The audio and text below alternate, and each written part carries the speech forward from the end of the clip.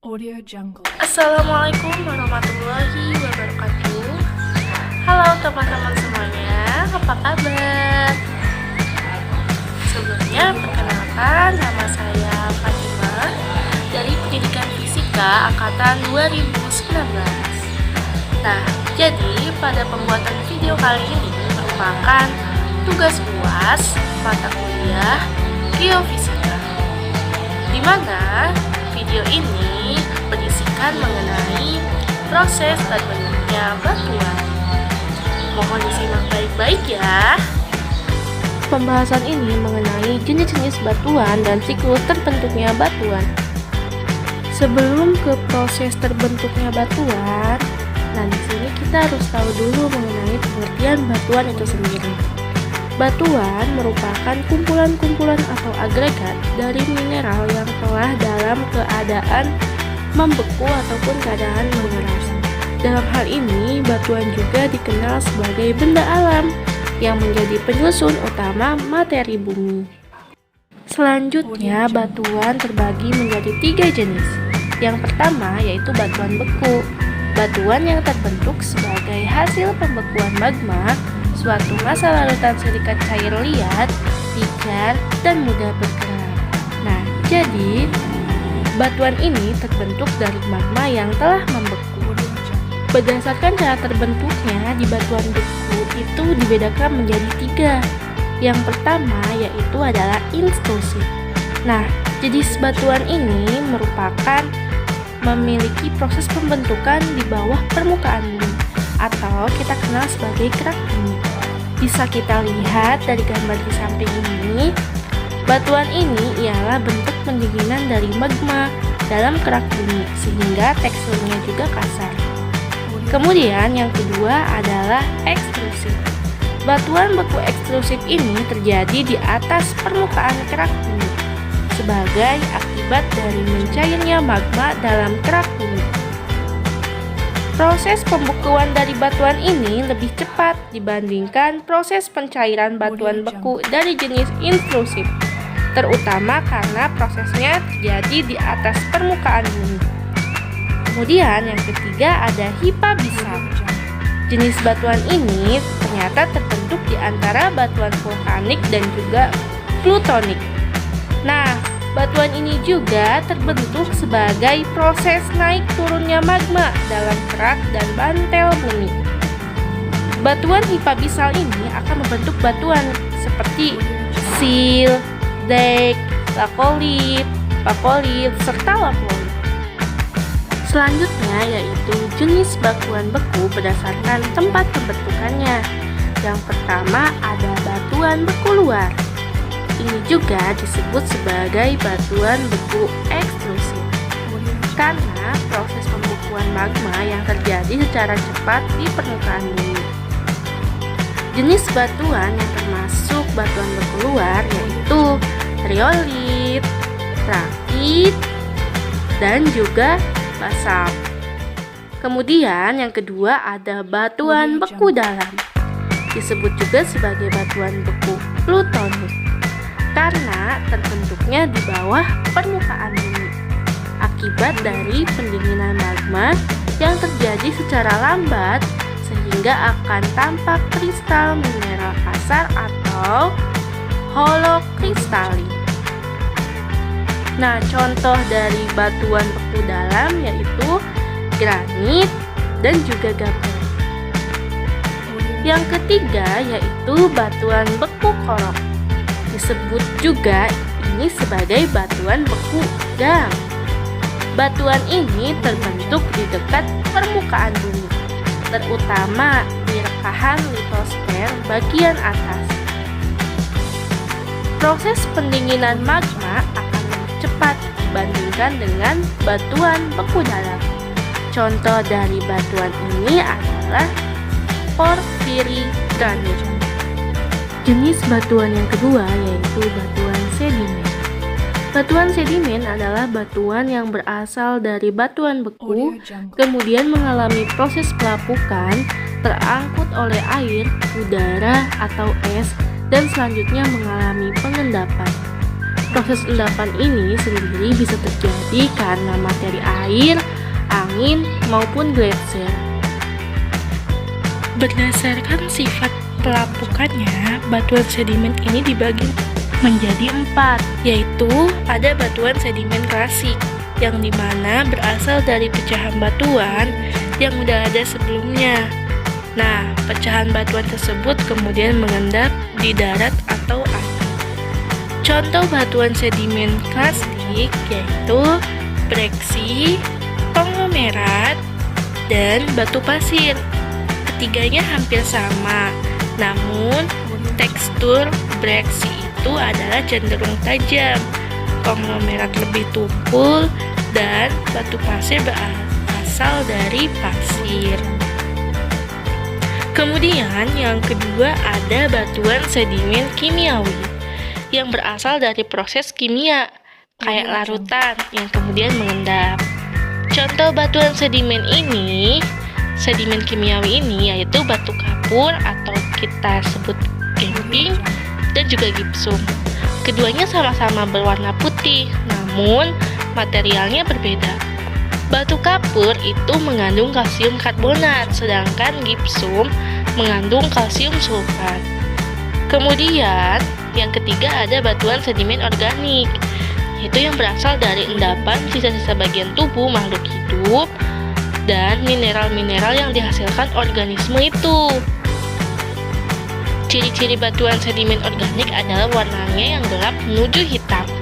Contoh dari batuan sedimen organik yaitu seperti batu karang dan juga batu bara. Kemudian yang keempat ada batuan sedimen vulkanik. Nah, di mana batuan sedimen vulkanik ini berasal dari hasil letusan gunung berapi yang mengendap. Contohnya yaitu bereksi.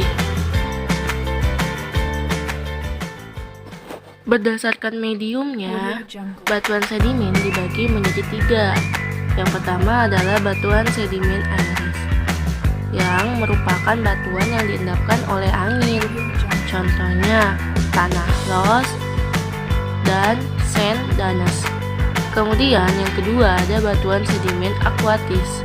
Batuan ini diendapkan oleh air. Contohnya yaitu batu pasir dan juga batu konglomerat. Yang ketiga yaitu batuan sedimen glasial. Batuan ini diendapkan oleh gletser atau es. Nah, contoh batuan dari sedimen glasial ini yaitu batu morena.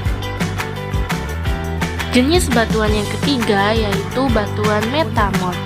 Batuan metamorf merupakan batuan beku atau batuan sedimen yang berubah bentuk karena suhu atau tekanan. Disebut sebagai batuan metamorf karena dalam proses pembentukannya ini, batuan ini mengalami proses metamorfosis atau proses perubahan bentuk. Berikutnya adalah 3 jenis batuan metamorf.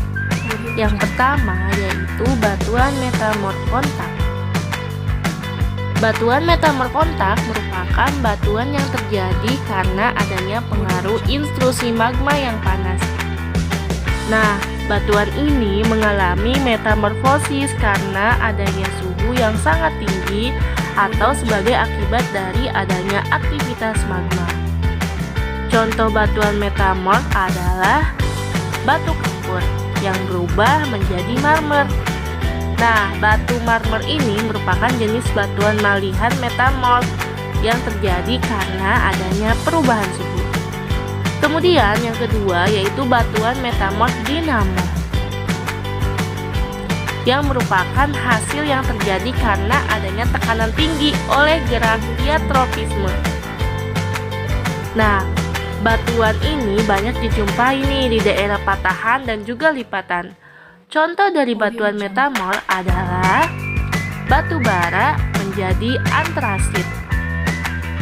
Kemudian yang ketiga yaitu batuan metamorf pneumatolisis. Nah, batuan ini merupakan batuan yang mengalami proses metamorfosis karena adanya pengaruh gas-gas yang ada pada magma. Pengaruh dari gas yang panas ini menyebabkan perubahan komposisi kimiawi mineral dari batuan ini. Contohnya, batuan metamorf pneumatolisis ini adalah batuan kuarsa dengan gas fluorium dan berubah menjadi topas. Selanjutnya yaitu siklus terbentuknya batuan. Nah, teman-teman perlu tahu bahwa batuan ini pertama kali karena diawali oleh adanya magma yang mengalami proses kristalisasi. Magma yang mengkristal ini akan banyak ditemukan pada gunung berapi yang mengalami erupsi. Magma yang keluar dari dalam gunung akan membeku setelah sampai ke permukaan bumi. Magma yang membeku ini akan membentuk sebuah jenis batuan, yaitu batuan beku. Magma yang membekunya setelah sampai di permukaan bumi akan membentuk batuan beku yang jenisnya ekstrusif. Sementara magma yang membeku namun belum sampai ke permukaan bumi akan membentuk sebuah batuan jenis intrusif. Namun semua batuan yang dibentuk karena adanya pembekuan magma disebut dengan batuan beku. Nah, kemudian batuan-batuan beku ini yang telah terbentuk tadi lama-kelamaan akan mengalami proses pelapukan, di mana batuan yang mengalami proses pelapukan itu paling cepat, terutama adalah batuan yang membeku di permukaan bumi. Batuan ini lebih cepat mengalami proses pelapukan karena terpapar secara langsung oleh cuaca di bumi dan juga atmosfer bumi, sehingga pelapukannya juga lebih cepat daripada yang berada di bawah permukaan bumi. Pelapukan yang terjadi pada batuan ini dapat terjadi karena adanya beberapa reaksi fisik dan kimia yang dapat disebabkan oleh interaksi udara, air, maupun organisme tertentu. Setelah batuan menjadi lapuk karena angin, air, es, atau gletser ataupun yang lainnya, maka akan menjadi material sedimen melalui sebuah proses yang disebut erosi. Dalam proses erosi ini, yang paling banyak berperan adalah air. Air yang mengalir misalnya dari sungai merupakan salah satu hal yang paling tepat menyebabkan proses erosi ini terjadi. Arus dari air ini pula akan mengangkut material pelapukan batu menuju ke tempat lain. Selain air, ada pula yang mengangkut material-material lain, yaitu angin ataupun gletser. Material-material dari pelapukan batuan beku yang telah terangkut oleh air, angin, ataupun gletser lama-kelamaan akan mengendap di suatu tempat dan berjumlah semakin banyak. Karena semakin banyak batuan yang mengendap ini, akibatnya semakin lama akan semakin mengeras. Karena proses pengerasan inilah terbentuknya batuan yang disebut batuan sedimen. Batuan sedimen itu banyak terdapat di bawah permukaan bumi. Batuan beku intrusif juga berada di bawah permukaan bumi. Ketika batu yang berada di bawah permukaan bumi ini tidak tersingkap ke atas permukaan bumi ketika proses pengangkatan, maka batuan tersebut akan terkubur lebih dalam lagi. Semakin dalam terkubur, maka akan semakin besar kemungkinan untuk terpapar suhu dan juga tekanan tinggi yang dihasilkan oleh kompresi tektonik dan energi panas yang berasal dari dalam bumi yang pada akhirnya dapat mengubah batuan tersebut.